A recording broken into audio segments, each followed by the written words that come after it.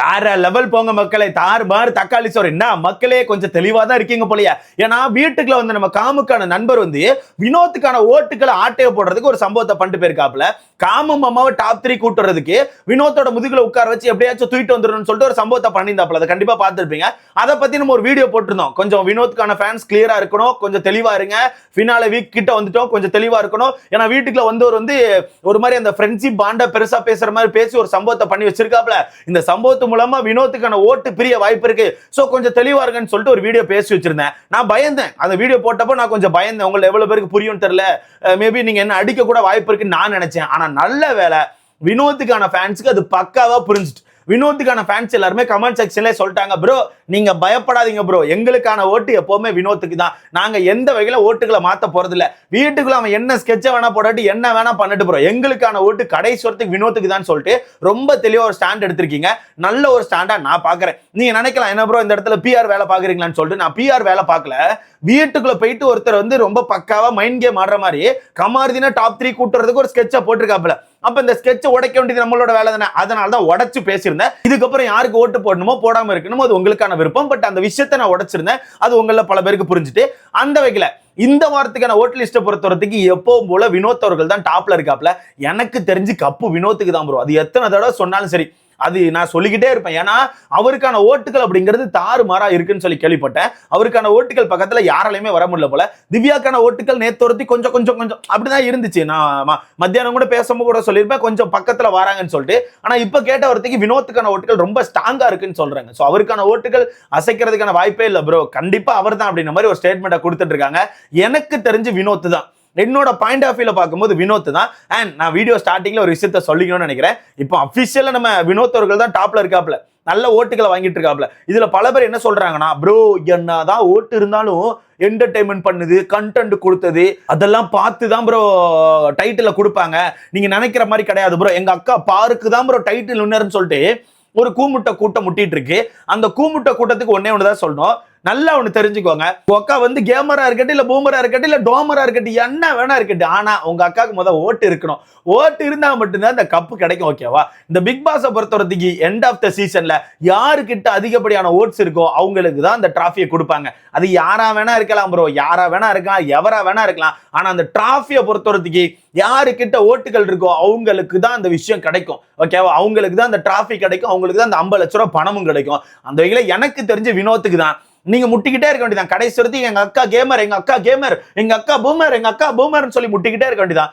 முட்டுகள் மட்டும் தான் கிடைக்குமே தவிர டிராஃபி கிடைக்காது. ஓகேவா? அந்த விஷயத்தை ரொம்ப தெளிவா சொல்லிக்கிறேன். யாரும் கன்ஃபியூஸ் ஆகாதீங்க. அவங்க தான் கண்டென்ட் கொடுத்தாங்க, அவங்க தான் கேமர், அவங்க தான் பூமர்னு யாராவது வந்து குழப்புவாங்க, யாராவது வந்து முட்டுவாங்க. எதை பத்தியும் கேர் பண்ணாதீங்க. எண்ட் ஆஃப் த சீசன்ல ஓட்டுகள் மட்டும் தான் பேசும். அப்படி சொல்றவங்ககிட்ட போயிட்டு உங்க அக்கா என்ன கேமர்னு மட்டும் கேளுங்க, அது அவங்க ரிப்ளே கொடுக்க மாட்டாங்க, ஓடிடுவாங்க. அந்த பக்கமா எந்திரிச்சு எங்க ஓடிடுவாங்க. ஏன்னா அக்காவோட கேம் தான் நமக்கு தெரியுமே. அக்காவோட கேம் என்ன? அக்காவோட கேம் என்ன கைஸ்? அதுதான் அக்காவோட கேம். காதல் அப்படிங்கிற பேர்ல கன்றாவியா ஒரு விஷயத்த பண்ணிட்டு அதை கேம்னு சொல்லி ஜஸ்டிஃபை பண்ணிட்டு இருக்காங்க. அதெல்லாம் உங்களுக்கு கேம் ஆடா? எனக்கு தெரியாம கேட்கறேன், அதெல்லாம் உங்களுக்கு கேம் ஆடா ஒன்னு சொல்றதுக்கு இல்ல ப்ரோ. அந்த வகையில வினோத் அவர்கள் தான் முதல் இடத்துல இருக்காப்புல. இப்போ அன்அபிஷியல்ல பாத்தீங்கன்னா கூட ஒரு 1,40,000 ஓட்டுகளை எடுத்து வச்சிருக்காப்புல. 1,40,000 ஓட்டுகள். எனக்கு தெரிஞ்ச அந்த மனுஷனை அசைக்க முடியாது ப்ரோ. அந்த மனுஷன் ஏதோ உண்மையா இருக்காருன்னு நினைக்கிறேன். மக்களுக்கு பிடிச்சதுக்கான காரணம் வந்து அந்த மனுஷன் உண்மையா இருக்காரு. ஏதோ ஒரு வகையில யாரா வந்து சுத்தி வந்து நிறைய நெகட்டிவா கொடுத்து அவங்க இப்படின்னு சொன்னா கூட அந்த நெகட்டிவ் அந்த நேரம் எடுத்துக்கிட்டு ஓகே ஓகேன்னு சொல்லி தலையாட்டிட்டு அந்த பக்கம் போயிட்டு அந்த விஷயத்துல மறந்துடுறாரு.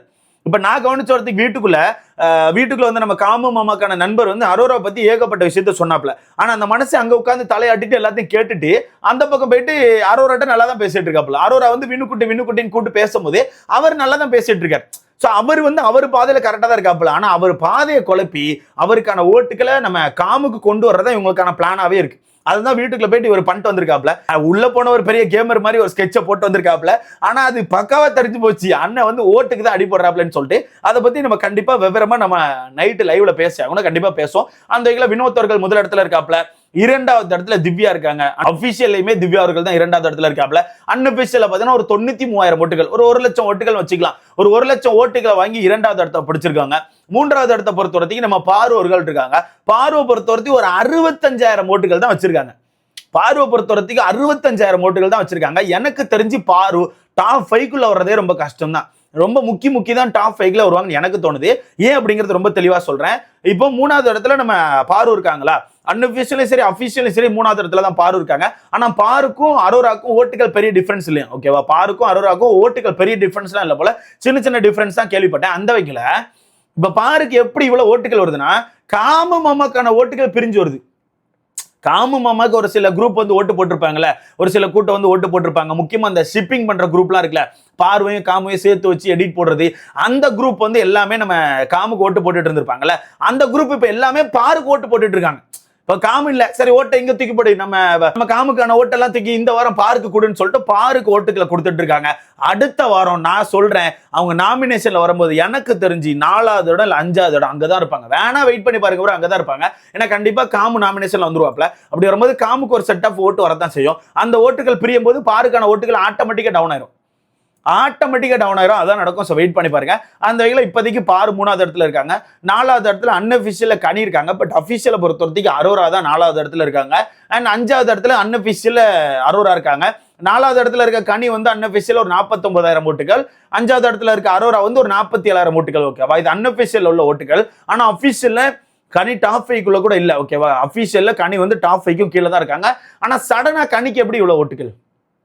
எனக்கான கொஸ்டின் என்னன்னா, சடனா கனிக்கு எப்படி இவ்வளவு ஓட்டுகள்? கனிக்கான ஃபேமிலி பெருசா பர்ஃபார்மும் பண்ணல. நான் கவனிச்ச ஒருத்திக்கு கனிக்கான ஃபேமிலி சும்மா வந்தாங்க, உட்கார்ந்து பேசினாங்க, 2-3 ஹிண்ட்டை கொடுத்தாங்க, அவ்வளவுதான், கிளம்பி போயிட்டாங்க. அப்படி இருக்கும்போது கனிக்கு எப்படி இவ்வளவு ஓட்டுகள் சடனா வருது? அதிசயமா இருக்கு ப்ரோ, எனக்கே அதிசயமா இருக்கு. இதே மாதிரி தான் சாண்ட்ராக்கும் டக்கு டக்குன்னு ஏறி வந்துச்சு, இப்ப கனிக்கும் ஏறி வந்து உட்கார்ந்துருக்கு. நான் கதைன்னு தெரியல, போக பார்த்தா கனியக்கா டாப் 5ல வந்துரும் போல, அந்த மாதிரி தான் சம்பவத்தை பண்ணி வச்சிருக்காங்க. ஸோ இந்த வகையில் 5வது இடத்துல அன்அஃபிஷியல் நம்ம அரோரா இருக்காங்க. 6வது இடத்துல சாண்ட்ரா இருக்காங்க. அப்படியே அன்அஃபிஷியல் 6வது இடத்துல சாண்ட்ரா இருக்காங்க. ஒரு 44,000 ஓட்டுகள் எடுத்து வச்சிருக்காங்க. சொன்னேன்ல, சாண்ட்ராக்கு நல்ல ஓட்டுகள் வந்துட்டு இருக்கு. சாண்ட்ராவை டாப் 5க்கு புஷ் பண்றாங்க. ஆனா எனக்கு தெரிஞ்சு சாண்ட்ரா வந்து இந்த பணப்பெட்டியை தூக்கிடுவாங்க, அதுக்கு தான் ரெடியா இருக்காங்க. இந்த டிக்கெட் ஃபினாலைல எனக்கு தெரிஞ்சு அவங்க ரொம்ப ஃபோர்ஸ் எல்லாம் ப்ளே பண்ண மாட்டாங்க. அவங்க யாருக்கான ஆட்டத்தையாச்சும் அழிக்க தான் ட்ரை பண்ணுவாங்க. ஆனா இவங்கெல்லாம் வீட்டுக்குள்ள பிளான் போட்டுட்டு இருக்காங்க, வரப்போற வாரம் நிறைய டாஸ்க் இருக்கும் வச்சு செய்யலான்னு சொல்லிட்டு. நிறைய டாஸ்க் இருக்கும் ராசா, நிறைய டாஸ்க் இருக்கும். எல்லா டாஸ்க்குமே இண்டிவிஜுவல் டாஸ்க். இப்படி எல்லா டாஸ்க்குமே இண்டிவிஜுவல் டாஸ்க். உன்னோட தனித்திறமை தான் நீ காமிக்கணுமே தவிர அவன் அடிக்கலாம் இவன் அடிக்கலாம் சொல்லிட்டு ஒண்ணுமே பண்ண முடியாது. ஒரு சில டாஸ்க் வேணா நீங்க மொத்தமா பிளே பண்ணி உங்களுக்கான இண்டிவிஜுவல் பவரை காமிக்க முடியும். அங்கேயுமே நீங்க கூட்டணி போட்டீங்கன்னா மக்கள் அந்த இடத்துல காரி துப்பிடுவாங்க. அந்த வகையில் எனக்கு தெரிஞ்சு வரப்போற வாரம் நம்ம பாரு சரியா செருப்படி வாங்கும்னு நான் நினைக்கிறேன். ஸோ வெயிட் பண்ணி பார்க்கலாம். இந்த வகையில் 6வது இடத்துல சாண்ட்ரா இருக்காங்க. 7வது இடத்துல சபரி இருக்காப்ல. சபரிக்கு கொஞ்சம் ஓட்டுகள் வருது, ஆனால் சபரி கிட்ட பெர்ஃபார்மன்ஸ் தான் இல்லை. ஓகேவா? ஸோ 7வது இடத்துல சபரி இருக்காப்ல, 8வது இடத்துல விக்ரம் இருக்காப்ல, 9வது இடத்துல அமித் இருக்காப்ல, 10வது இடத்துல சுபிக்ஷா. விக்ரமுக்கான ஓட்டுகள்லாம் ஃபுல்லா டவுன் ப்ரோ. ஏன்னா விக்ரம் கிட்ட கண்டென்ட்டே கிடையாது. விக்ரம் கிட்ட சுத்தமா கண்டென்ட்டே இல்லை. அந்த மனுஷெல்லாம் என்ன பண்றாருன்னு தெரியல, ஏதோ சும்மா உட்கார்ந்துருக்காரு. அவர் இதுக்கு முன்னாடி ஆடினாரு தெரியுமா, அந்த கேம் மட்டும்தான் அந்த மனுஷன் கையில இருக்கு. இதுக்கு முன்னாடி ஆடின கேம் மட்டும்தான், அதுல வந்த ஓட்டுகள் மட்டும்தான். இப்ப கடந்த 2-3 வாரமா நான் பார்த்த வரைக்கும் அவர்கிட்ட கண்டென்ட்டே கிடையாது. கண்டென்ட் இல்ல, ஓட்டும் இல்லை. ஆனா எனக்கு என்னன்னா, ஒரு 2 வாரத்துக்கு முன்னாடிலாம் அந்த மனுஷன் நாமினேஷன் வரும்போது ஓட்டு லிஸ்ட்ல 3வது இடம் 4வது இடம் இருந்தாப்ல. 80,000 ஓட்டுகள் 70,000 ஓட்டுகள் சொல்லி வாங்கினாப்ல. ஆனா சடனா பார்த்தா வெறும் 35,000 ஓட்டுகளை வாங்கி கீழே போய் உட்கார்ந்துருக்காப்ல. இதுதான் மக்களுக்கான பவர் ப்ரோ. மக்களுக்கு ஒருத்தரை பிடிச்சு போச்சுன்னா ஒரே வாரத்துல தூக்கிடுவாங்க. ஒருத்தரை வெறுக்கணும்னு முடிவு பண்ணிட்டாங்கன்னா ஒரே வாரத்துல கவுத்திடுவாங்க. அதுதான் அடுத்த வாரம் நடக்க போகுது. அடுத்த வாரத்தை பொறுத்தவரைக்கு வீட்டுக்குள்ள இருக்க ஒரு பூமர் வந்து டாஸ்க் அழிச்சு சீன் போட ட்ரை பண்ண போது, நான் வந்து யாருன்னு அங்க காட்டுறேன், சண்டை போடுவேன் அப்படின்னு சொல்லிட்டு ஒன்று பண்ணிட்டு இருக்கு. அது சண்டையை போட்டு சாணி உருண்டை அடி வாங்க போது எனக்கு தோணுது. ஸோ வெயிட் பண்ணி பார்க்கலாம். அந்த வகையில் இந்த வாரம் எவிக்ட் ஆக போறது எனக்கு தெரிஞ்சு அமிதா இருக்கும்னு தோணுது. எனக்கு என்னமோ என்னோட ஒரு மனசு சொல்லிக்கிட்டே இருக்கு அமிதா தான் இருக்கும்னு சொல்லிட்டு. ஆனா இன்னொரு மனசு சுபிக்ஷான்னு சொல்லி அடிச்சு சொல்லுது. இத்தனை நாட்கள் நான் வந்து சுபிக்ஷான்னு சொல்லி சுபிக்ஷா கிட்ட தான் ஹோல்ட் பண்ணேன். ஆனா இப்போ என்னமோ தெரியல, எனக்கு வந்து அமித் வெளியே போக வாய்ப்பு இருக்குன்னு சொல்லி தோணுது. வெயிட் பண்ணி பார்க்கலாம் என்ன நடக்கும்னு சொல்லிட்டு. இதை பத்தி உங்களுக்கான கருத்துன்னு சொல்லிட்டு மறக்காம கமெண்ட்ல போடுங்க. யார் எவிக்ட் ஆனா கரெக்டா இருக்கும், இந்த வீட்டுல இருந்து யார் எவிக்ட் ஆனா கரெக்டா இருக்குன்னு சொல்லி உங்களுக்கான கருத்தை போடுங்க. எனக்கு தெரிஞ்சு சிங்கிள் எவிக்ஷன் தான் இருக்கும். ஏன்னா மொத்தம் 11 பேர் இருக்காங்க. 11 பேர்ல ஒருத்தரை தூக்கிட்டு 10 பேரை வைப்பாங்க. 10 பேர் வச்சா அடுத்த வாரம் வந்து ஒரு மிட் வீக் எக்ஷன் வைப்பாங்க. அப்புறம் வீக்கெண்ட்ல வந்து ஒரு டபுள் எக்ஷன் வைப்பாங்க. அப்புறம் 7 பேர் இருப்பாங்க. 7 பேர் வச்சு பணப்பெட்டிக்கு போகும்போது பணப்பெட்டியில ஒருத்தர் அந்த டாஸ்க்ல எவிக்ட் ஆக வாய்ப்பு இருக்கு. அப்புறம் வீக்கெண்ட்ல ஒருத்தர் எவிக்ட் ஆக வாய்ப்பு இருக்கு. அப்புறம் 5 பேர் வச்சு ஃபினாலே வீக்கை ஓட்டுவாங்க. அப்படி இல்லையா, டாஸ்க் வந்து எதுவும் எவிக்ட் ஆகிற மாதிரி டாஸ்க் இல்லை பணப்பெட்டிலன்னா அந்த வீக்கெண்ட்ல ஒருத்தர் எவிக்ட் பண்ணிட்டு அடுத்த அந்த வீக்கெண்ட்ல ஒரு டபுள் எவிக்ஷனை வச்சு ஃபினாலே வீக்ல 5 பேரை வச்சு இந்த ஷோ முடிச்சிருவாங்க எனக்கு தோணுது.